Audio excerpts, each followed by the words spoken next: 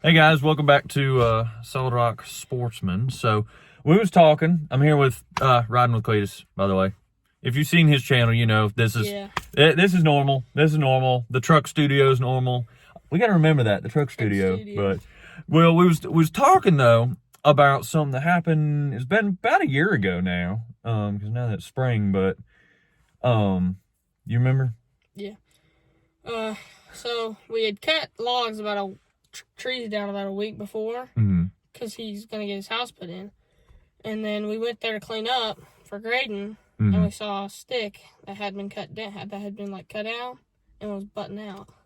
Yeah, and I remember at the time thinking, like, I got all excited. At first you was like, okay, you're crazy. Well, yeah. He's like that about every time we get together. But I got all excited because it'd been, like you said, like a week or two since we cut the stuff down, and it was this dogwood. As I remember, this twig of dogwood, there was fire on it, and nothing had no leaves, no nothing when we cut everything down.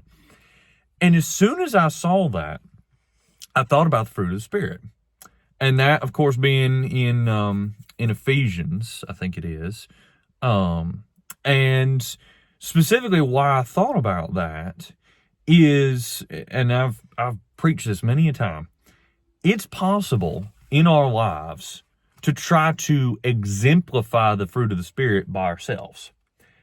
And the problem is, just like that twig, just like that stick, we're trying to do it in our own strength. We can act and behave correctly on our own for a while. I mean, how many times, yeah, there's a little age difference here, but how many times how many times did I, when I was younger, parents get on to you on something, and you try harder, and then 3 weeks later, it's right back to the same thing. Or in some cases, some people's lives, it's a decade, but then they fall apart because they're trying on their own. And that's the thing. The fruit of the Spirit, as we see in God's Word, isn't something we can just manufacture. It's something that has to be grown in us, why it's called fruit, by God working in us as we surrender to Him and follow His leading in our lives, reading His Word, hearing stuff at church, praying, seeking God, all of those things that are part of having a relationship with God. And you can't do that unless you're truly saved. That's just going to fall flat. I mean, again, it may be a decade before it does, but it's going to fall flat. So the example that I've used before is trying to do it without God is like trying to glue fruit on a tree, or like that twig, trying to do it in our own strength, but we're not connected to any source of life. Yeah. So again, just a few things to think about.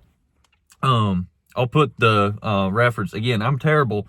There's times I'm still terrible with chapter and verse references, but I'll put it in the description. So definitely read through that for yourself.